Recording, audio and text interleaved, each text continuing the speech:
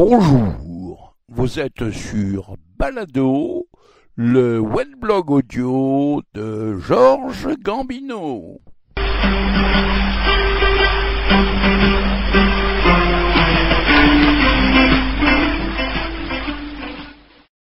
Les trois messes basses, contes de Noël. Des lettres de Montboulin, d'Alphonse Daudet.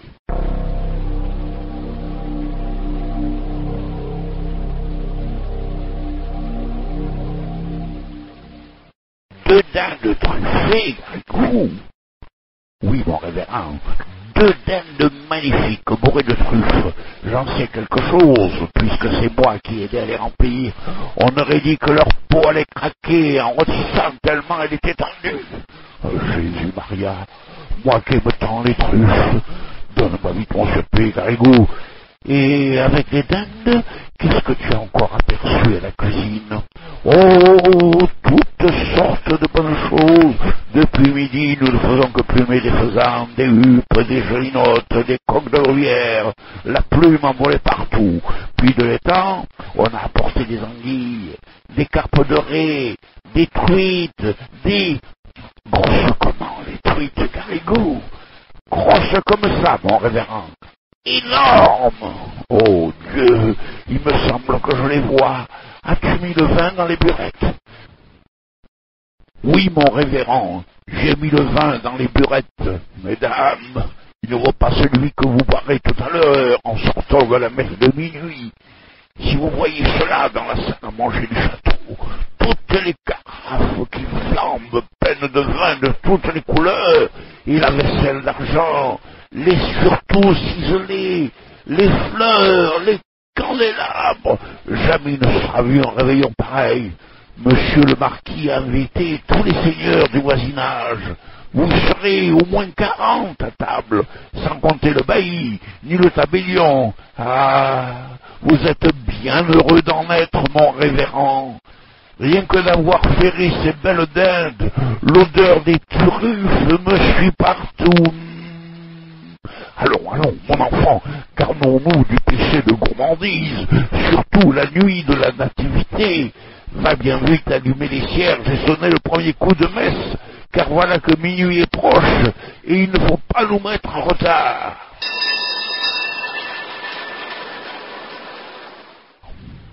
Cette conversation se tenait une nuit de Noël de l'an de grâce 1600 étant, entre le révérend Dom Balaguer, ancien prieur des Barnabites, présentement chapelain engagé des sires de Trinquelage, et son petit clerc Garrigou, ou du moins ce qu'il croyait être le petit clerc Garrigou, car vous saurez que le diable ce soir-là avait pris la face ronde et les trains des scies du jeune sacristain pour mieux induire le révérend père en tentation et lui faire commettre un épouvantable péché de gourmandise.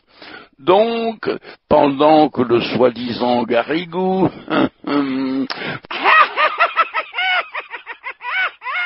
faisait à tour de bras carillonner les cloches de la chapelle seigneuriale, le révérend achevait de revêtir sa chasuble dans la petite sacristie du château, et l'esprit déjà troublé par toutes ces descriptions gastronomiques, il se répétait à lui-même en s'habillant: des dindes rôties, des carpes dorées, des truites grosses comme ça. Dehors, le vent de la nuit soufflait en éparpillant la musique des cloches, et à mesure des lumières apparaissaient dans l'ombre au flanc du mont Ventoux, en haut duquel s'élevaient les vieilles tours de Trinquelage. C'étaient les familles de métayers qui venaient entendre la messe de minuit au château. Ils grimpaient la côte en chantant par groupes de 5 ou 6, le père en avant, la lanterne en main, les femmes enveloppées dans leurs grandes mantes brunes où les enfants se serraient et s'abritaient. Malgré l'heure et le froid, tout ce brave peuple marchait allègrement, soutenu à l'idée qu'au sortir de la messe, il y aurait, comme tous les ans, table mise pour eux, en bas, dans les cuisines. De temps en temps, sur la rude montée, Le carrosse d'un seigneur, précédé de porteurs de torches, faisait miroiter ses glaces au clair de lune, ou bien une mule trottait en agitant ses sonnailles, et, à la lueur des falots enveloppés de brume, les métayers reconnaissaient leur bailli et saluaient au passage « Bonsoir, bonsoir, maître Arnoton !»« Bonsoir, bonsoir, mes enfants !» La nuit était claire. Les étoiles avivaient de froid, la bise piquait et un fin grésil glissant sur les vêtements sans les mouiller gardait fidèlement la tradition des Noëls blancs de neige. Tout en haut de la côte, le château apparaissait comme le but, avec sa masse énorme de tours, de pignons, le clocher de sa chapelle montant dans le ciel bleu noir, et une foule de petites lumières qui clignotaient, allaient, venaient, s'agitaient à toutes les fenêtres, et ressemblaient sur le fond sombre du bâtiment aux étincelles courant dans les cendres de papier brûlé. Passé le pont-levis, la poterne, il fallait, pour se rendre à la chapelle, traverser la première cour, pleine de carrosses, de valets, de chaises à porteurs, toutes claires du feu des torches et de la flambée des cuisines. On entendait le tâtement des tournebroches, le fracas des casseroles, le choc des cristaux et de l'argenterie remués dans les apprêts d'un repas. Par là-dessus, une vapeur tiède qui sentait bon les chairs rôties et les herbes fortes des sauces compliquées, faisait dire aux métayers, comme aux chapelains, comme aux baillis, comme à tout le monde, « Quel bon réveillon nous allons faire après la messe !»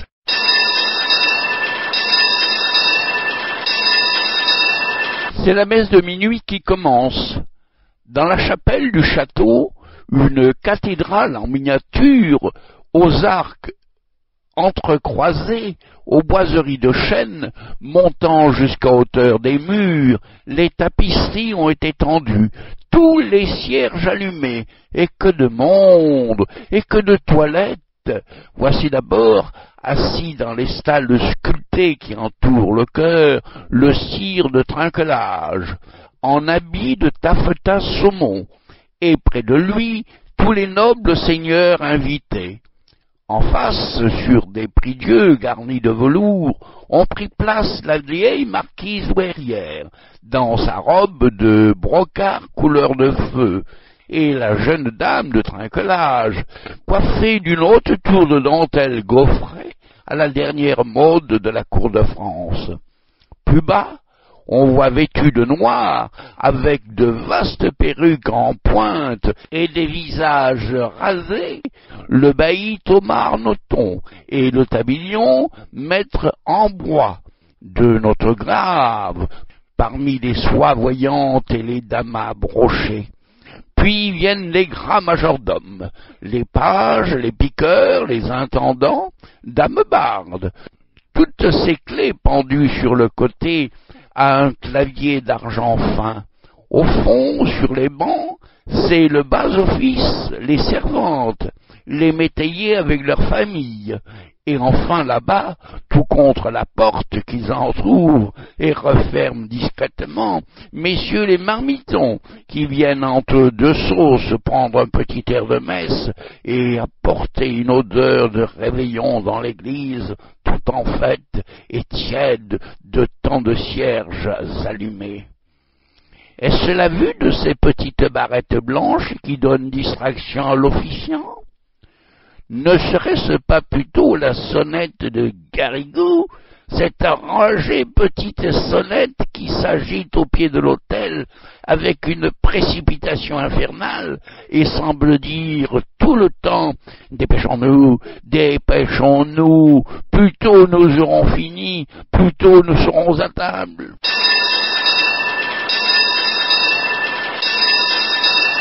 Le fait est que chaque fois qu'elle tinte cette sonnette du diable, le chapelain oublie sa messe et ne pense plus qu'au réveillon. Il se figure les cuisiniers en rumeur, les fourneaux où brûle un feu de forge, la buée qui monte des couvercles entr'ouverts, et dans cette buée de dindes magnifiques, bourrées, tendues, marbré de truffes. Ou bien encore, il voit passer des files de pages portant des plats enveloppés de vapeurs tentantes, et avec eux, il entre dans la grande salle déjà prête pour le festin. Oh, délice! Voilà l'immense table, toute chargée et flamboyante, les pans habillés de leurs plumes, les faisans écartant leurs ailes mordorées, les flacons couleur de rubis, les pyramides de fruits éclatant parmi les branches vertes, et ces merveilleux poissons dont parlait Garrigou. Ah bien oui, Garrigou.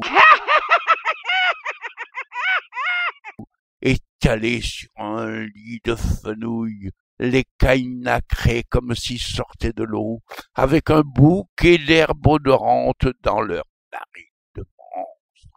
Si vive est la vision de ces merveilles, qu'il semble à Dom Balaguère que tous ces plats mirifiques sont servis devant lui sur les broderies de la nappe d'autel, et 2 ou 3 fois, au lieu de Dominus obiscum, il se surprend à dire le bénédicité. À part ses légères méprises, le digne homme débite son office très consciencieusement, sans passer une ligne, sans omettre une génuflexion, et tout marche assez bien jusqu'à la fin de la première messe, car vous savez que le jour Noël, le même officiant doit célébrer 3 messes consécutives. Et d'une, se dit le chapelain avec un soupir de soulagement, puis, sans perdre une minute, il fait signe à son clerc, ou celui qui croit être son clerc, et « Drolin, drolin !»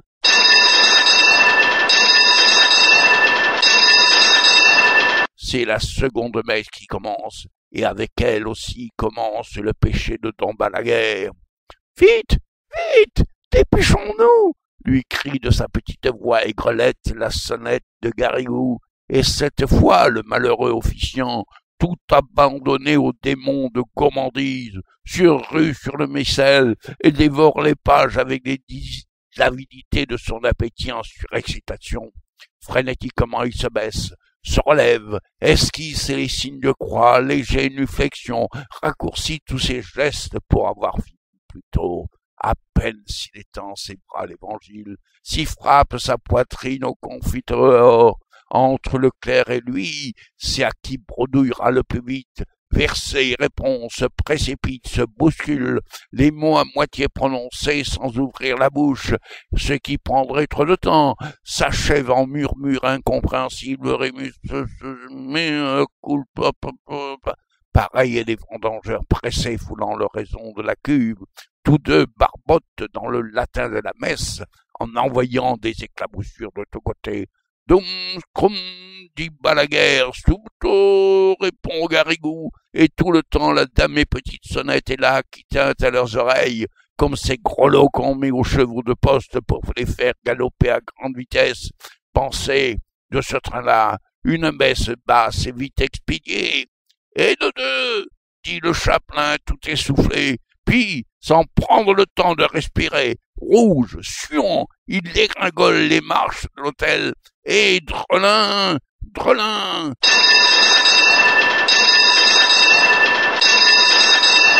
C'est la 3e messe qui commence.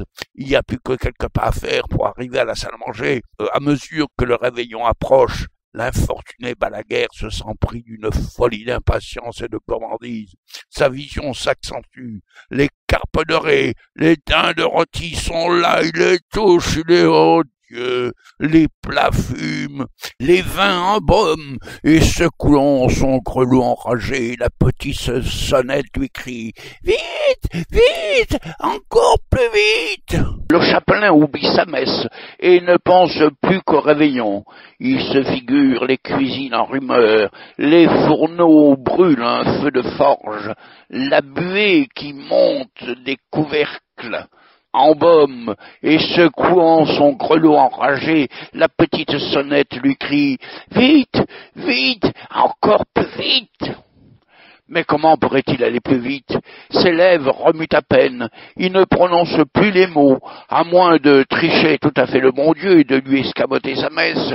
Et c'est ce qu'il fait, le malheureux, de tentation en tentation, il commence par sauter un verset, puis deux, puis l'épître est trop longue, il ne la finit pas, effleure l'évangile, passe devant le credo sans entrer, saute le pater, salue de loin la préface, et par bond, et par élan, se précipite aussi dans la damnation éternelle, toujours suivi de l'infâme Garrigou, va d'être Satanas, qui le seconde avec une merveilleuse entente, lui relève sa chasuble, tourne les feuillets deux par deux, bouscule les pupitres, renverse les burettes, et sans cesse secoue la petite sonnette de plus en plus fort, de plus en plus vite.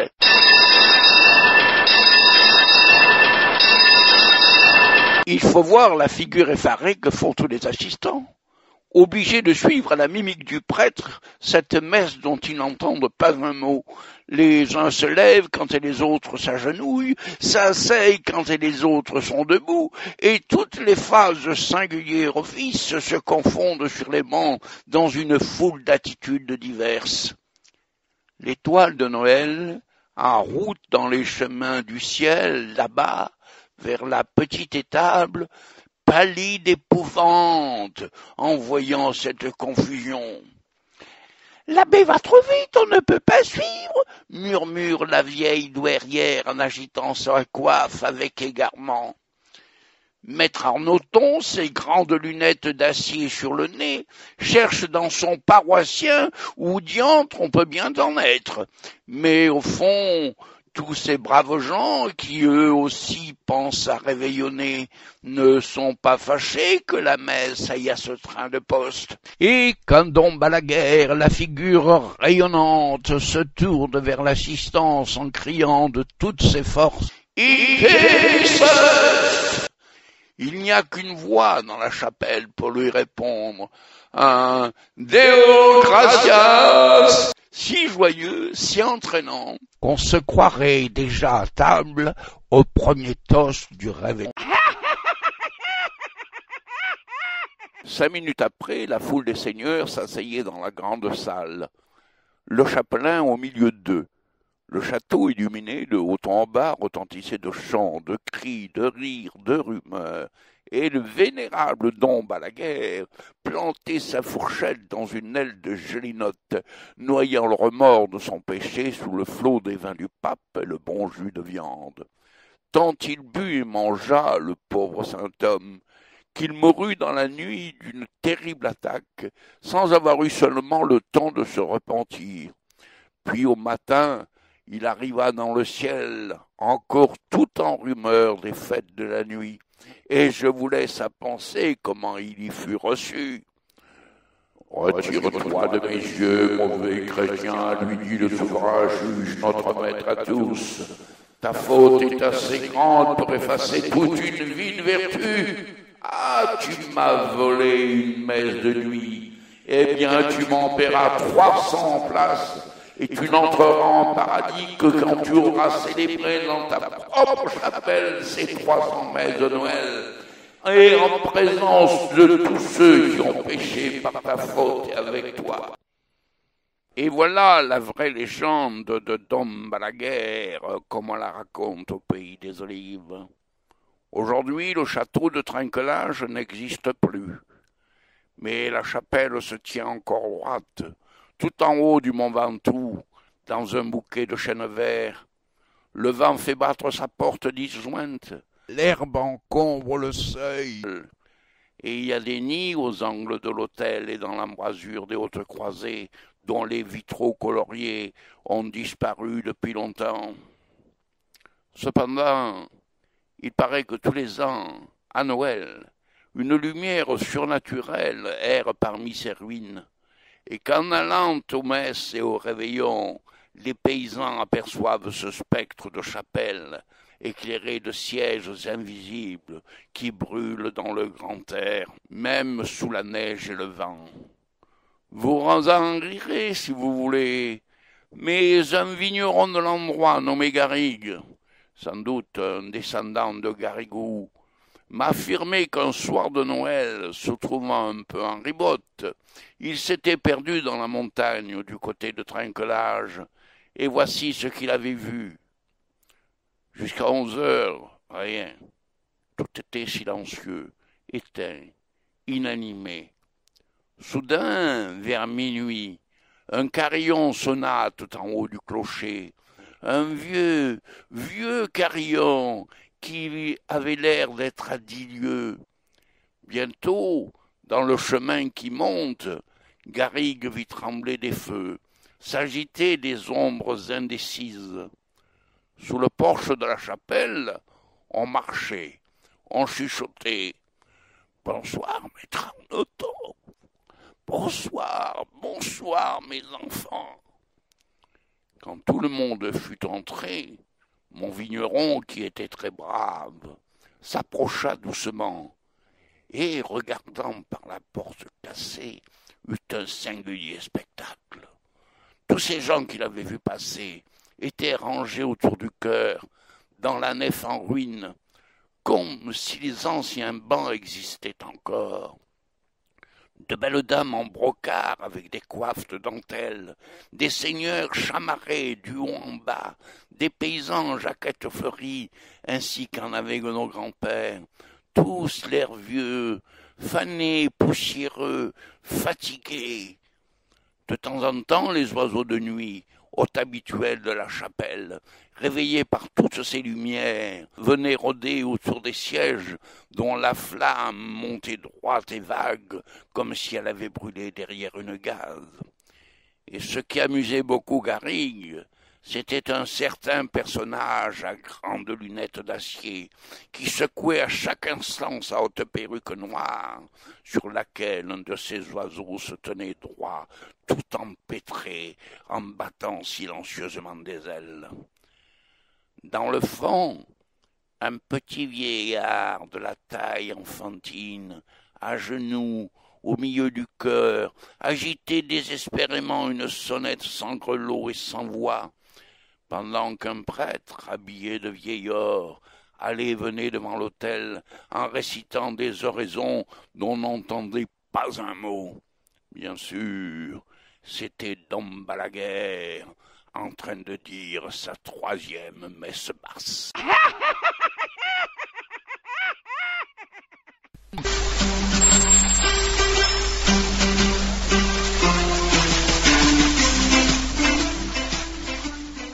Vous venez d'entendre les 3 messes basses, contes de Noël, des lettres de mon moulin d'Alphonse Daudet, lues par Georges Gambino pour Balado, le webblog audio. À la prochaine fois.